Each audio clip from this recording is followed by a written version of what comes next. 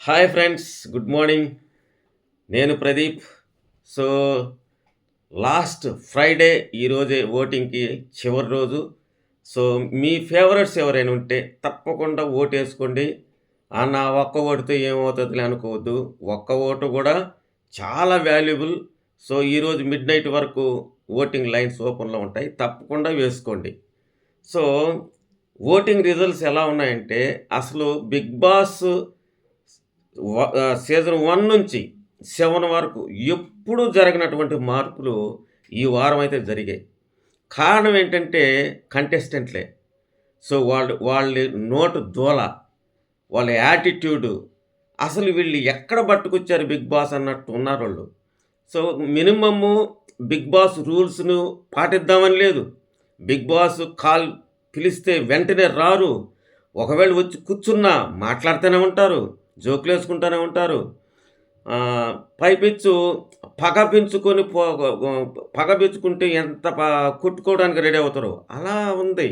అంతేగాని 'బిగ్ బాస్'కొచ్చాము, 80 కెమెరాలున్నాయి, మనల్ని గమనిస్తున్నాయి, జనాలు ప్రేక్షకులు గమనిస్తున్నారు అనే స్పృహ ఏమాత్రం లేదు ఈళ్ళకి. అందుకే ఈ ఫ్లక్చుయేషన్స్ జరుగుతా ఉన్నాయి ఓటింగ్‌లో. సో, అయితే ఖచ్చితంగా ఒక వ్యక్తి అయితే ఎలిమినేట్ అయిపోతాడు నా దృష్టిలో. ఎందుకంటే అతను నోటు దూల అలా ఉంది. ఎందుకంటే ఇప్పుడు ఆడలేక మధ్యలో ఓడన్నారు. మనం ఆడలేక 'బిగ్ బాస్' మీద నిందలేయడం, 'బిగ్ బాస్‌నే బూతులు తిట్టడం, ఇలాంటోళ్ళని టాలరేట్ చేయరు 'బిగ్ బాస్' వాళ్ళు. ఎందుకంటే నువ్వు మంచిగా ఆడి 'బిగ్ బాస్' వాళ్ళకి టీఆర్‌పీ రేటింగ్ వచ్చే విధంగా నువ్వు ఆడగలిగి మంచి పేరు తీసుకొస్తే వస్తారు గానీ, అలాగే వాళ్ళని తిడుతూ వాళ్ళ గేమ్ ఫ్రేమ్ చేసిన గేమ్‌నే నువ్వు పాయింట్ ఔట్ చేస్తా ఉంటే ఎట్టొస్తారు? సో, అదేవిధంగా నిన్న ఆడినటువంటి అమ్మాయిలు కూడా ఆడపులుల్లాగా ఆడారు. అదేవిధంగా అడ్డంగా నోరు జారారు. ఇది వాళ్ళ ఓటింగ్ మీద ప్రభావం చూపించింది. అదేవిధంగా విష్ణుప్రియ కూడా గేమ్ ఆడింది కానీ ఆమె కూడా నోరు జారింది.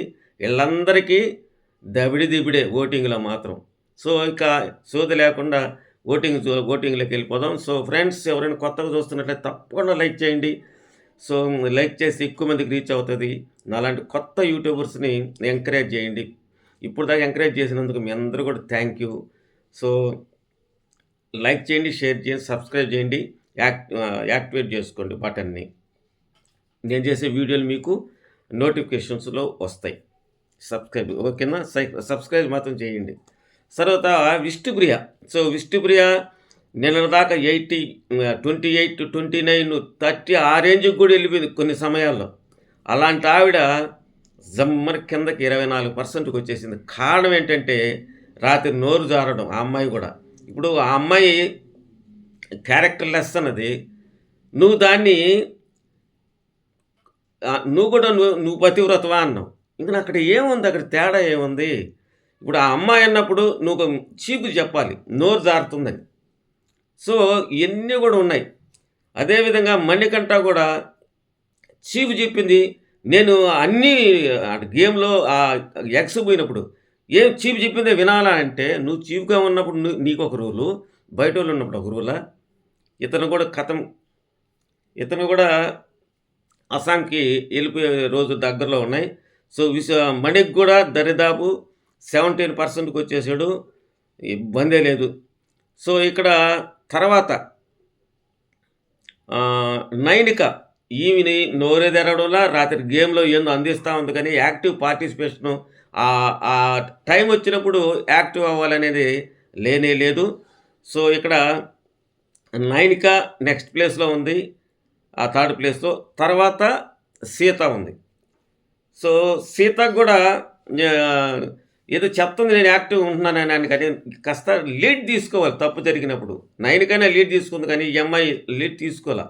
సో, తర్వాత ప్లేస్‌లో ఆమె ఉంటే, తర్వాత పృథ్వీ ఉన్నాడు. తర్వాత